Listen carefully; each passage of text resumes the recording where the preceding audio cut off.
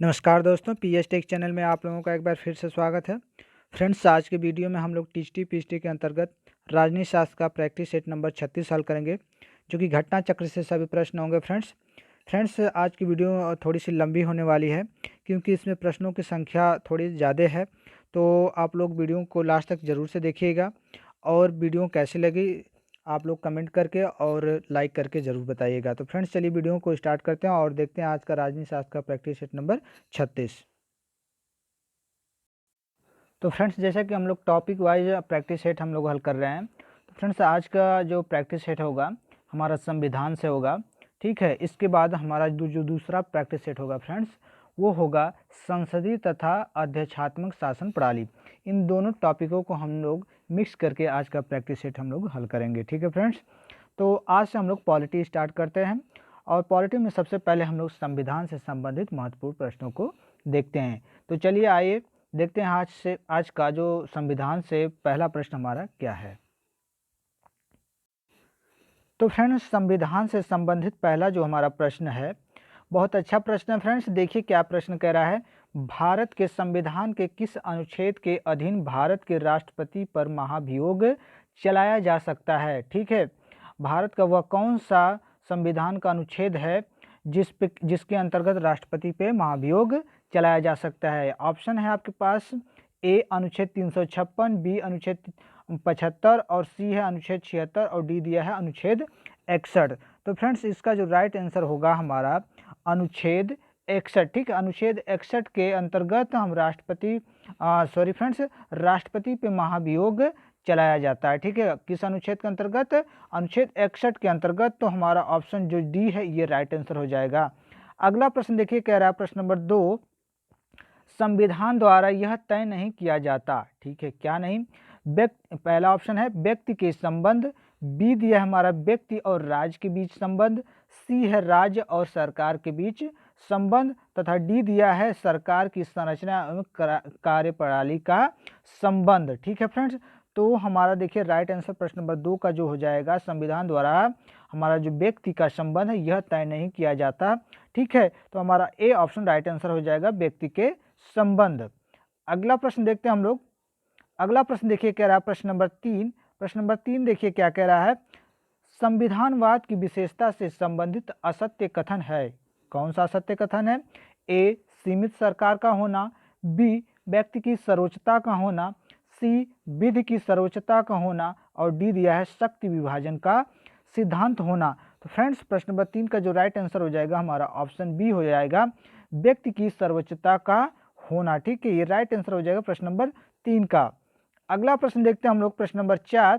प्रश्न नंबर 4 देखिए क्या कह रहा है, निम्नलिखित में से किसका अनुसरण करते हुए भारत का संविधान राज्यों का संघ शब्दावली का प्रयोग करता है। ठीक है, यानी कि किस देश की बात की जा रही है कि किस देश का अनुसरण करते हुए जो भारत का संविधान है ये राज्यों का संघ कहा जाता है। तो सॉरी फ्रेंड्स, भारत के संविधान में कहा गया है कि भारत क्या है, राज्यों का संघ।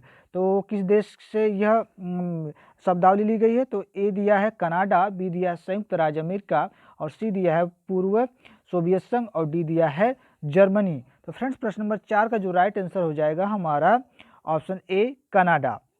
अगले प्रश्न की तरफ हम लोग आगे बढ़ते हैं और अगला प्रश्न नंबर 5 देखते हैं।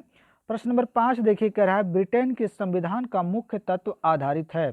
ठीक है, किस पर आधारित है? ए संसद द्वारा निर्मित कानून पर, बी न्यायालयों द्वारा दिए गए निर्णय पर, सी दिया है प्रथाओं तथा रूढ़ियों पर, और डी दिया है उपयुक्त सभी पर। तो प्रश्न नंबर 5 का जो राइट आंसर हो जाएगा फ्रेंड्स, जो ब्रिटेन का संविधान है जो उसका मुख्य तत्व है वह संसद द्वारा निर्मित कानून पर एवं न्यायालयों द्वारा दिए गए निर्देशों पर भी, तथा प्रथाओं तथा रूढ़ियों पर, यानी कि तीनों पर ही क्या है, आधारित है। तो हमारा उपयुक्त जो सभी दिया है ये राइट आंसर हो जाएगा, यानी कि डी ऑप्शन।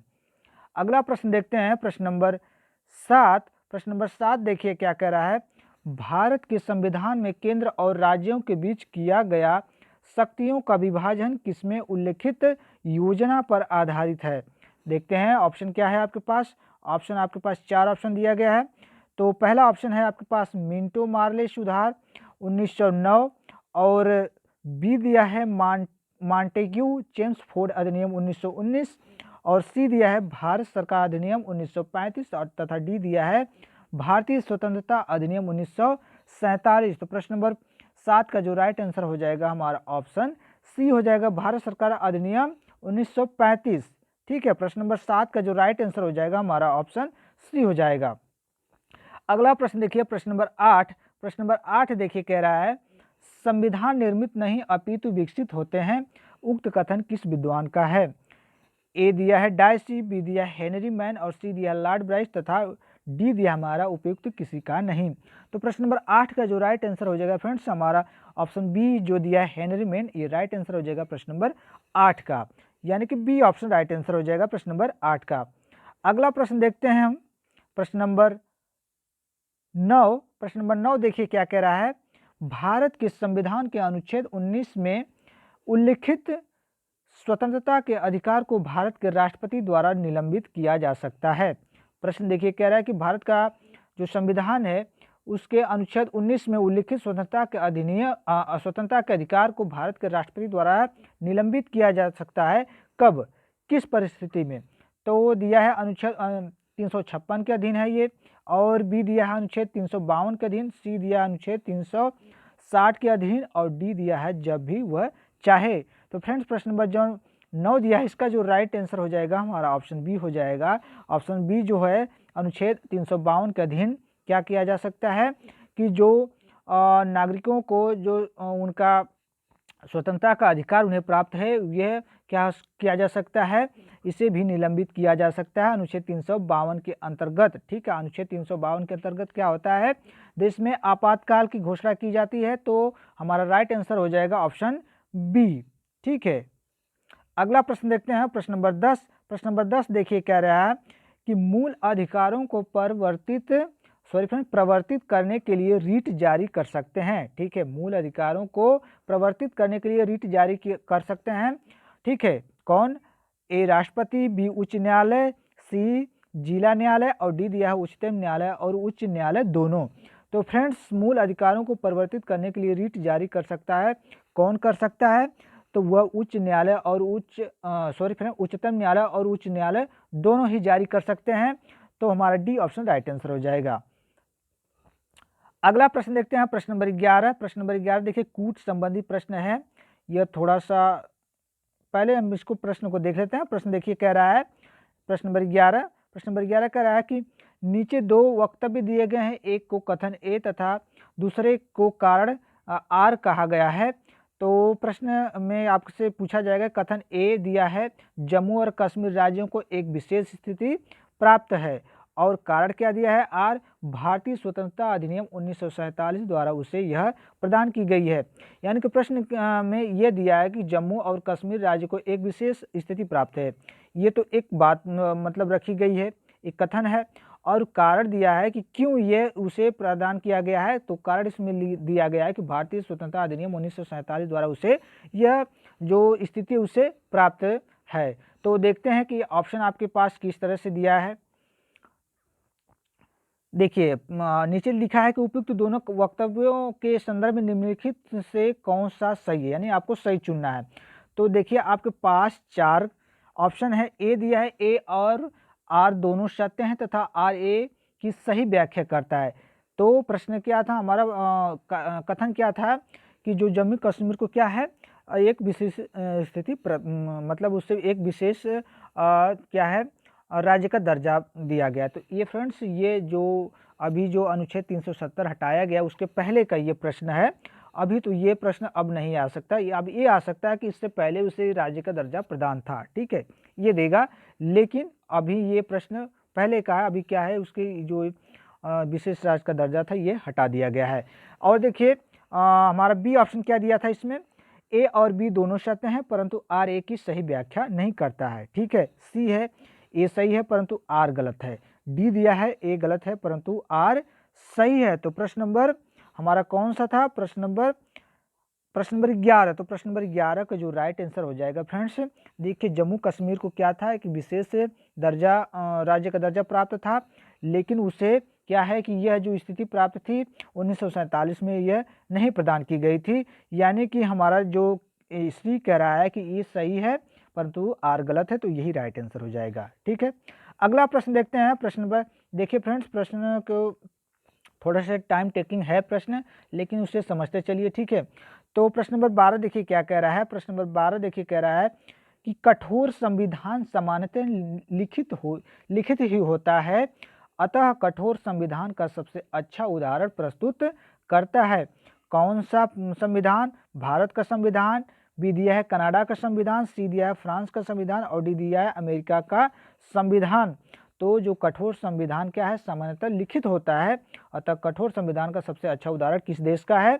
तो यह हमारा अमेरिका का संविधान जो है इसका उदाहरण है कि वहाँ का जो संविधान है वह लिखित है, कठोर है। ठीक है, तो हमारा जो डी ऑप्शन राइट आंसर हो जाएगा, अमेरिका का संविधान। अगला प्रश्न देखिए, प्रश्न नंबर 13। प्रश्न नंबर 13 कह रहा है कि निम्नलिखित में से कौन संवैधानिक विकास के लिए आवश्यक नहीं है?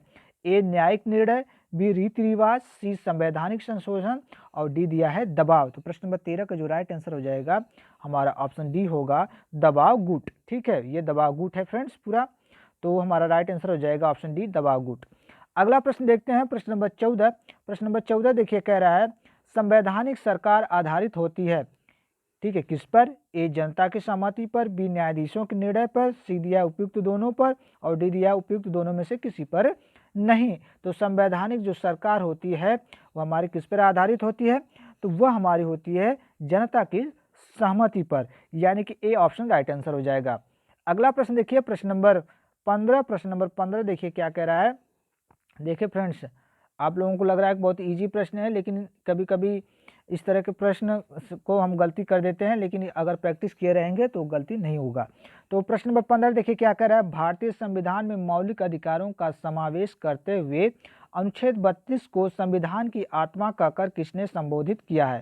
देखिए प्रश्न लंबा चौड़ा दिया है, लेकिन बस प्रश्न ये कह रहा है कि संविधान का अनुच्छेद जो 32 है उसे संविधान की आत्मा कहा गया है, किसने कहा है? ए दिया है डॉक्टर बी.आर. अम्बेडकर, बी दिया है पंडित जवाहरलाल नेहरू, सी दिया है न्यायमूर्ति सुब्बा राव और डी दिया है डॉक्टर राजेंद्र प्रसाद। तो फ्रेंड्स, जो अनुच्छेद 32 है इसे संविधान की आत्मा कहा है डॉक्टर बी.आर. अम्बेडकर ने। किसने? Doctor B R. अम्बेडकर, यानी ए ऑप्शन राइट आंसर हो जाएगा। अगला प्रश्न देखिए, प्रश्न नंबर 16। प्रश्न नंबर 16 देखिए कह रहा है सरकार का रूप एक नियत चक्र के अनुसार परिवर्तित होता है, यह कथन किस विद्वान का है? ए अरस्तु का है, बी प्लेटो का है, सी लाक का है और डी दिया है हॉब्स का। तो प्रश्न नंबर 16 जो है इसका जो राइट आंसर हो जाएगा, यह जो हमारा कथन है ये हमारे अरस्तु महोदय का है कि सरकार का रूप एक नियत चक्र के अनुसार परिवर्तित होता है। किसने कहा है? अरस्तु ने, यानी ए ऑप्शन राइट आंसर हो जाएगा। अगला प्रश्न देखिए, प्रश्न नंबर 17। प्रश्न नंबर 17 देखिए कह रहा है संवैधानिक राजतंत्र में वास्तविक शक्ति मंत्री परिषद के हाथ में होती है, वर्तमान में संवैधानिक राजतंत्र कहाँ विद्यमान है? ए फ्रांस में, बी संयुक्त राज्य अमेरिका में, सी कनाडा में और डी दिया है ब्रिटेन में। तो प्रश्न नंबर 17 का जो राइट आंसर हो जाएगा हमारा ऑप्शन डी, ब्रिटेन में। ठीक है, यानी कि डी ऑप्शन राइट आंसर हो जाएगा प्रश्न नंबर 17 का। ठीक है, ब्रिटेन में। अगला प्रश्न देखते हैं, प्रश्न नंबर 18। प्रश्न नंबर 18 देखिए कह रहा है संविधान संशोधन की व्यवस्था संविधान के किस अनुच्छेद में की गई है? ए अनुच्छेद 366 में, बी अनुच्छेद 369 में, सी अनुच्छेद 356 में और डी दिया अनुच्छेद 368 में। तो प्रश्न नंबर हमारा 18 का जो राइट आंसर हो जाएगा ऑप्शन डी हो जाएगा, अनुच्छेद 368 में यह प्रावधान कौन सा प्रावधान है? संविधान संशोधन की प्रक्रिया, यानी कि डी ऑप्शन राइट आंसर हो जाएगा। अगला प्रश्न देखिए, प्रश्न नंबर 19। प्रश्न नंबर 19 देखिए कह रहा है किस संवैधानिक संशोधन द्वारा लोकसभा के सदस्यों की संख्या को बढ़ाकर 525 से 545 किया गया? ठीक है, पहले क्या था? लोकसभा की सीटों की संख्या, सदस्यों की संख्या 525 थी। ठीक है, उसे बाद में 545 कर दिया गया। किस संशोधन में? ए दिया 31वां संशोधन, बी दिया 32वां संशोधन, सी दिया 44वां संशोधन और डी दिया है 35वां संशोधन।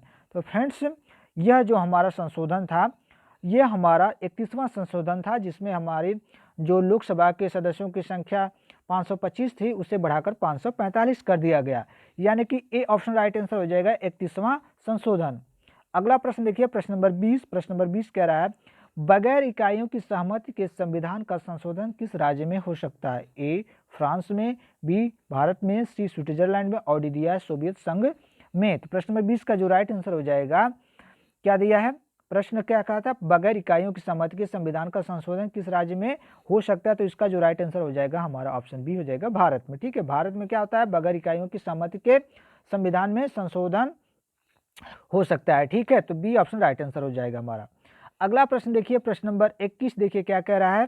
प्रश्न नंबर 21 कह रहा है, एक विशेष सभा की व्यवस्था पर संविधान संशोधन कर दिया जाता है, यह व्यवस्था कहाँ प्रचलित है? ए भारत में, बी सोवियत संघ में, सी स्विट्जरलैंड में, और डी दिया है दक्षिणी अमेरिकी देशों में। तो प्रश्न नंबर 21 का जो राइट आंसर है हमारा ऑप्शन डी हो जाएगा, दक्षिणी जो अमेरिकी देश है वहाँ पे क्या है, एक विशेष सभा की व्यवस्था पर संविधान संशोधन होता है। तो यानी कि जो हमारा डी ऑप्शन है राइट आंसर हो जाएगा प्रश्न नंबर 21 का। अगला प्रश्न देखिए, प्रश्न नंबर 22। प्रश्न नंबर 22 देखिए क्या कह रहा है, संविधानवाद शोषित वर्गों के लिए सच्ची आज़ादी का पैगाम है, यह कथन संबंधित है किससे?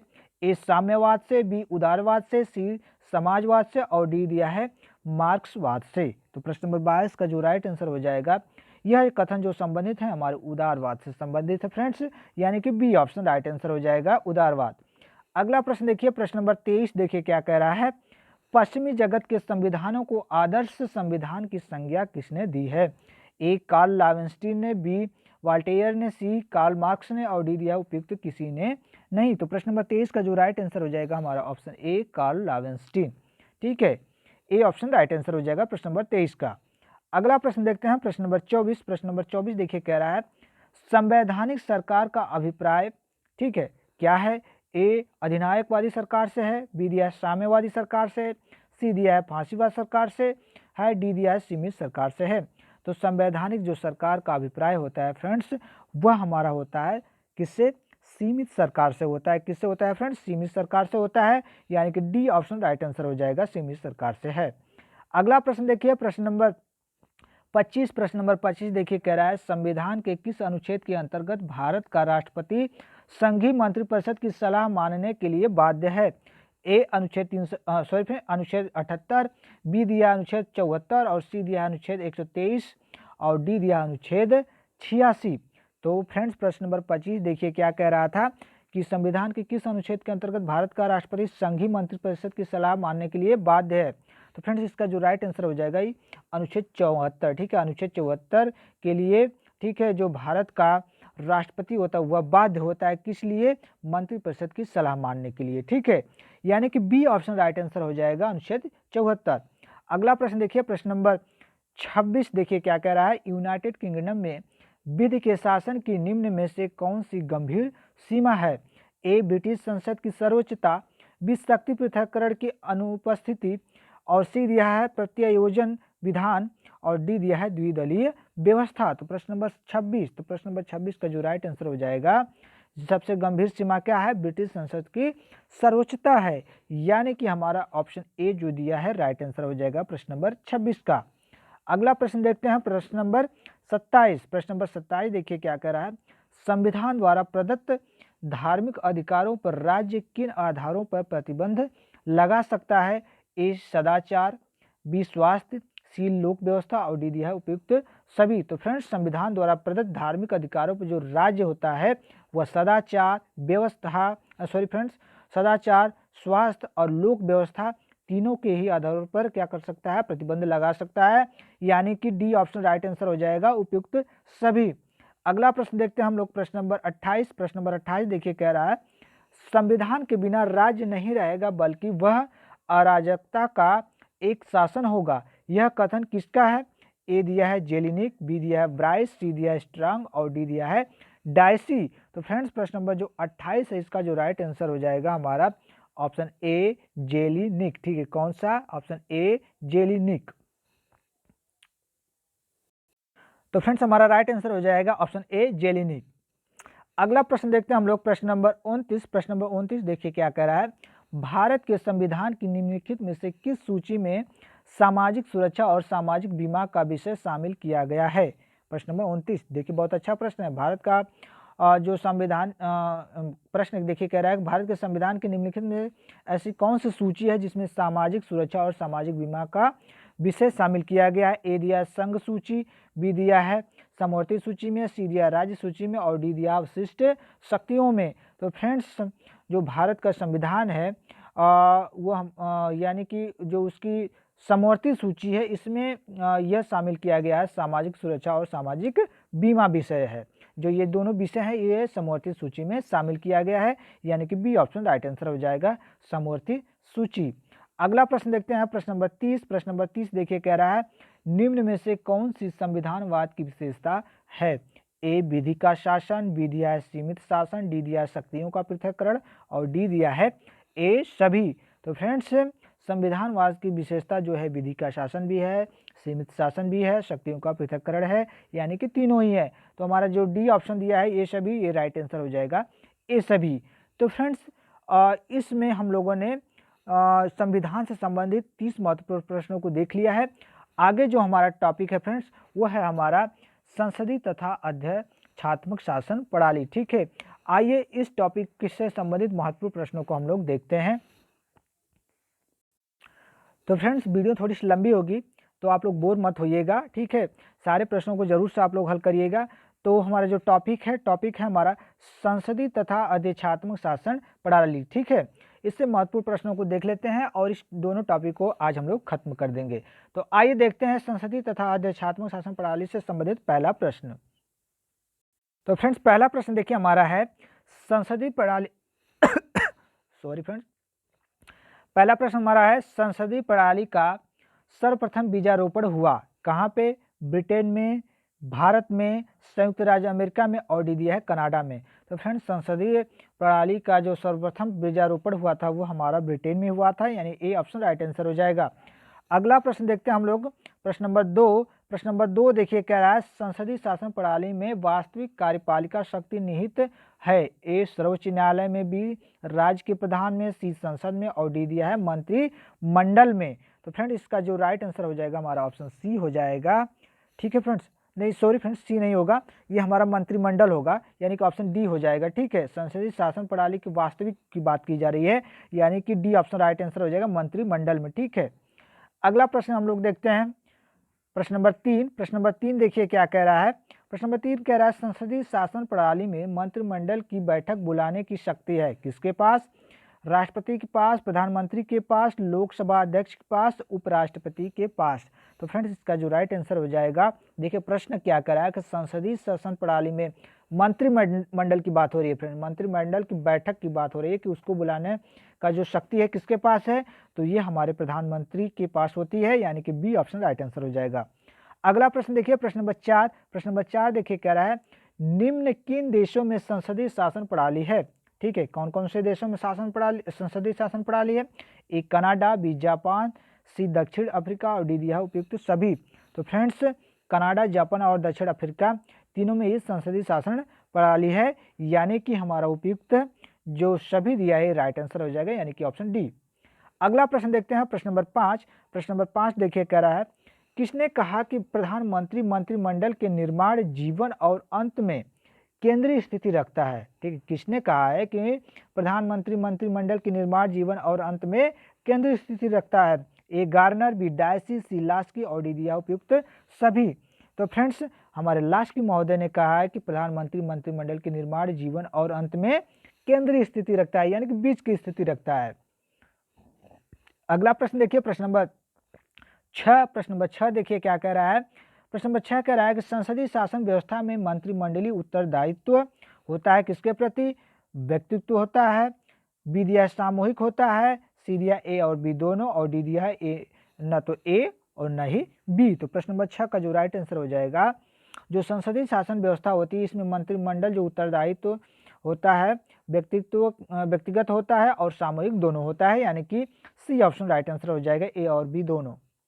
अगला प्रश्न देखिए प्रश्न नंबर 7। प्रश्न नंबर 7 कह रहा है अध्यक्षात्मक शासन व्यवस्था में मंत्रिमंडल उत्तरदायित्व होता है, ठीक है, किसके प्रति? संसद के प्रति, जनता के प्रति, राष्ट्रपति के प्रति, उपयुक्त किसी के भी प्रति नहीं। तो अध्यक्षात्मक शासन व्यवस्था में मंत्रिमंडल उत्तरदायी होता है, वह जनता के प्रति होता है, यानी कि बी ऑप्शन राइट आंसर हो जाएगा। ठीक है, प्रश्न नंबर सॉरी फ्रेंड्स, जनता के प्रति संसदात्मक व्यवस्था में होते हैं, अध्यक्षात्मक में होते हैं जो जहाँ पे राष्ट्रपति के पास शक्ति सब कुछ होती है, यानी कि सी ऑप्शन होगा। ठीक है, ठीक है, बी नहीं होगा, सी होगा राष्ट्रपति के प्रति। ठीक है, और यह अधिष्ठात्मक शासन व्यवस्था हमारे किस देश में है फ्रेंड्स सबसे ज़्यादा? तो हमारे जो है अभी हाल ही में आपने देखा होगा कि चुनाव हुआ है हमारे यूएसए में, ठीक है। कहाँ पे? यूएसए में हुआ है फ्रेंड्स, यानी कि यूनाइटेड, ठीक है, संयुक्त राज्य अमेरिका में, ठीक है।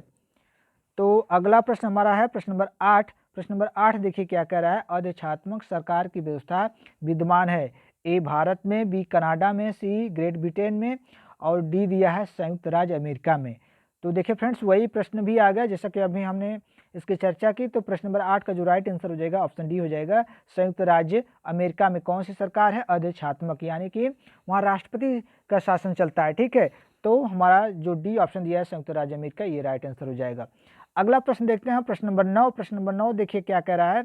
अधिष्ठात्मक शासन प्रणाली कार्यरत है, ठीक है, शक्तियों के पृथक्करण पर, शक्तियों के केंद्रीकरण पर, ए और बी दोनों पर, डी दिया उपयुक्त किसी पर नहीं। तो प्रश्न नंबर 9 का जो राइट आंसर हो जाएगा हमारा ऑप्शन ए हो जाएगा, शक्तियों के पृथक्करण पर, ठीक है। कौन सा? ऑप्शन ए, शक्तियों के पृथक्करण पर।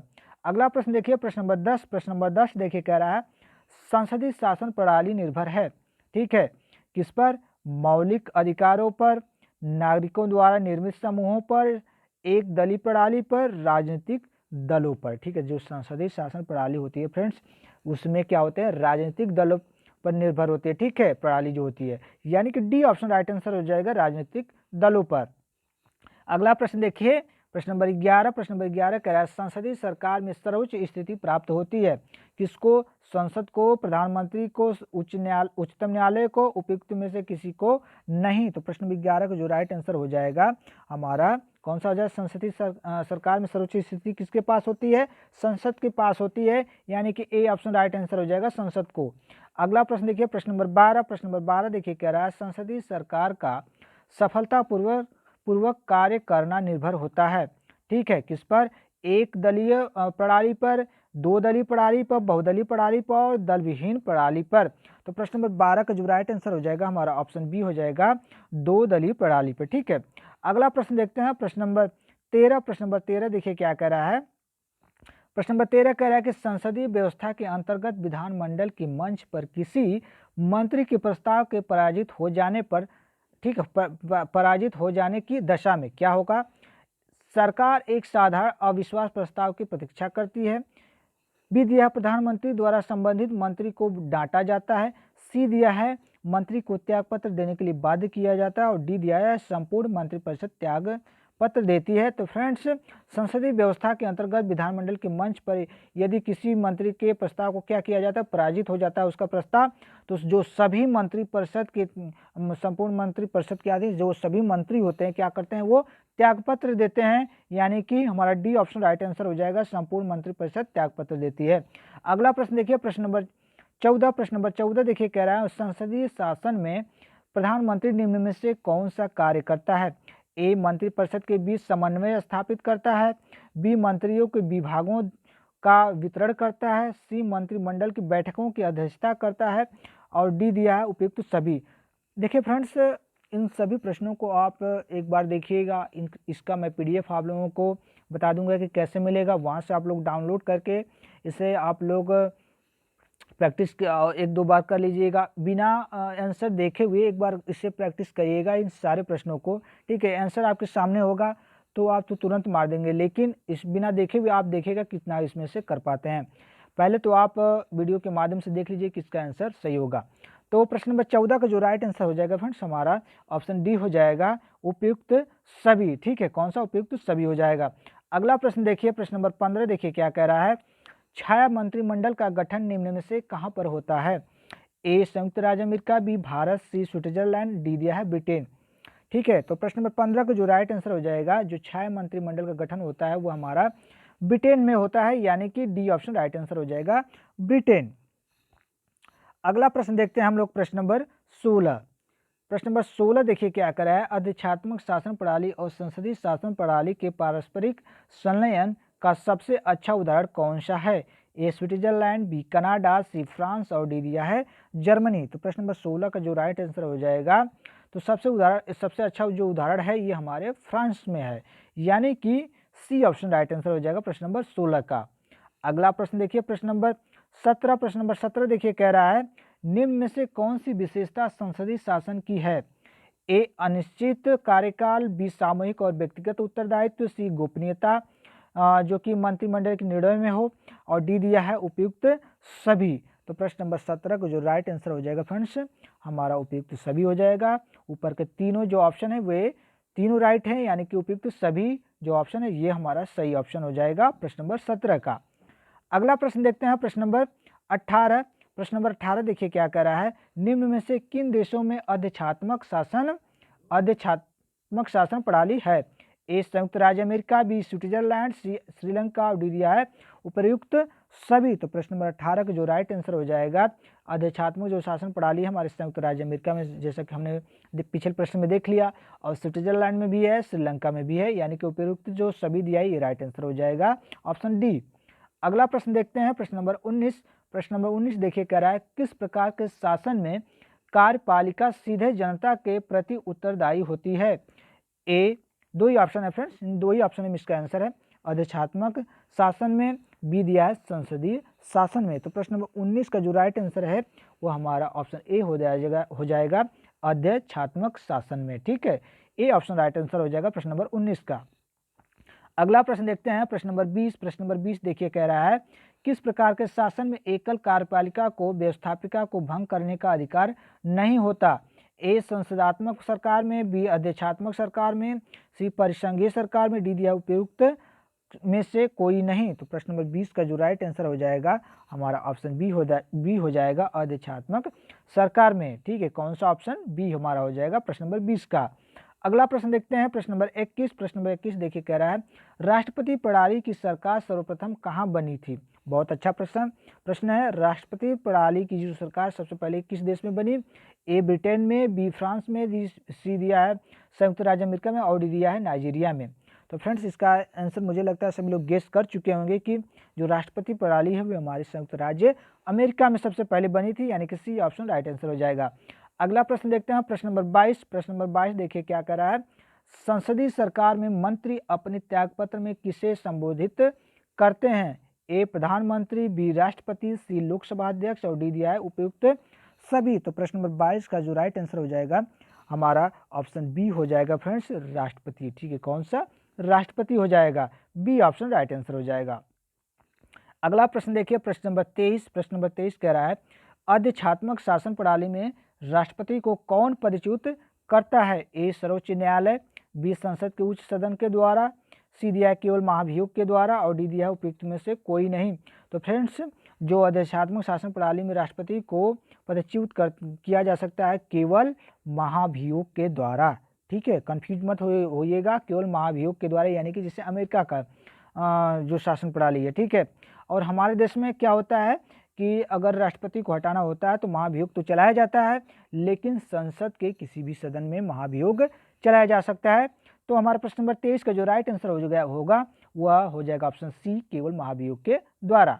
अगला प्रश्न देखते हैं प्रश्न नंबर 24। प्रश्न नंबर 24 देखिए क्या कह रहा है निम्नलिखित में से अध्यक्षात्मक शासन प्रणाली के लिए कौन सा सही है?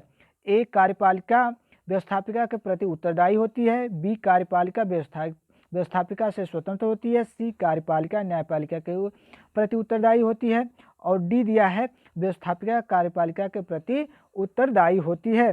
तो प्रश्न नंबर 24 का जो राइट आंसर हो जाएगा हमारा ऑप्शन बी होगा फ्रेंड्स। इसमें कार्यपालिका जो होती है क्या होती है? व्यवस्थापिका से स्वतंत्र होती है, यानी कि बी ऑप्शन राइट आंसर हो जाएगा हमारा प्रश्न नंबर 24 का। अगला प्रश्न देखते हैं प्रश्न नंबर 25। प्रश्न नंबर 25 देखिए कह रहा है किसे संसद को जननी कहा जाता है?